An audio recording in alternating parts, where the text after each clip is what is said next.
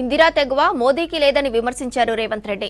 పాకిస్తాన్తో యుద్ధం చేయకుండా ట్రంప్ ఒత్తిడికి తలొగ్గి వెనక్కి తగ్గారని విమర్శించారు. తప్పును కప్పిపుచ్చుకోవాలని బీజేపీ నేతలు విమర్శిస్తున్నారన్నారు.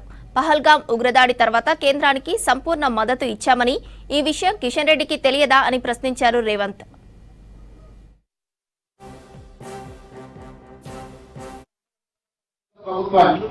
ప్రధానమంత్రి గారికి సంపూర్ణంగా మా నాయకుడు మల్లికార్జున ఖర్గే గారు, మా లోక్సభలో ప్రధాన ప్రతిపక్ష నాయకుడు రాహుల్ గాంధీ గారు, సోనియా గాంధీ గారు, భారతదేశం మొత్తం కాంగ్రెస్ పార్టీ శ్రేణులు కేంద్ర ప్రభుత్వానికి అండగా నిలబడి మన వీర జవానులను పాకిస్తాన్ మన మీద కాలు దువ్వుతే శాశ్వత గుణపాఠం చెప్పమని అండగా నిలబడ్డారు.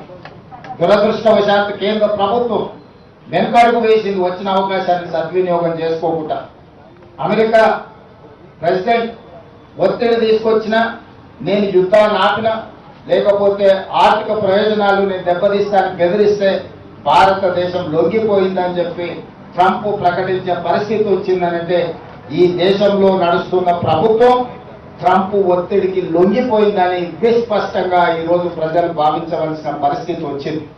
మీరు విజయం సాధిస్తే, మీరు పాకిస్తాన్ ఓడిస్తే, మీరు తీవ్రవాదాన్ని అణిచివేస్తే ప్రపంచమే మీకు గొప్పగా స్వాగతం పలికేది, అభినందించేది. కానీ గొప్పల కోసం మీ నాయకత్వం, మీ పార్టీ శ్రేణులను వీధుల్లో తిప్పే పరిస్థితి వచ్చిందంటేనే నైతికంగా ఈరోజు ప్రజలకు మీరు జవాబు చెప్పవలసిన పరిస్థితులు ఏర్పడ్డాయి.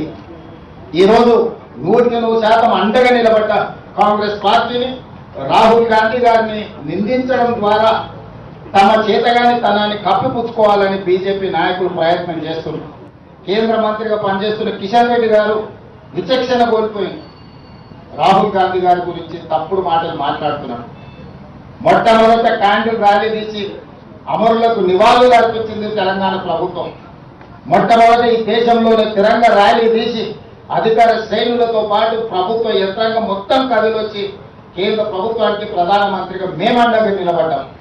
ఆ రోజు కిషన్ రెడ్డి ఇంట్లో దుప్పటి కప్పుకొని పడుకున్నాడు.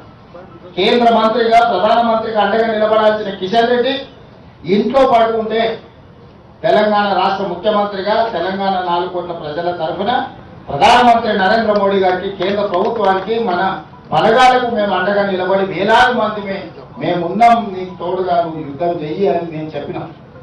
ఆ రోజు కిషన్ రెడ్డికి అభినందించడానికి నోరు రాలేదు. కానీ ఈరోజు చేసిన తప్పులను కప్పిపుచ్చుకోవడానికి మీ గొప్పలు మీరు చెప్పుకుంటే మాకు అభ్యంతరం లేదు.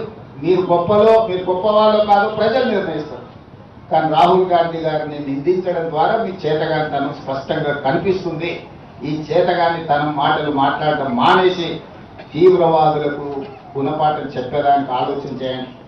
ఆ తీవ్రవాదాన్ని అణచివేయడంలో, దేశాన్ని సమగ్రతను కాపాడడంలో మహాత్మా గాంధీ గారు, శ్రీమతి ఇందిరాగాంధీ గారు, శ్రీ రాహుల్ గాంధీ గారు అసూలు బాసిలు. వాళ్ళ రక్తం ఈ దేశాన్ని పవిత్రం చేసింది, పునీతం చేసింది. వారి నుంచి స్ఫూర్తి తీసుకోవాలి.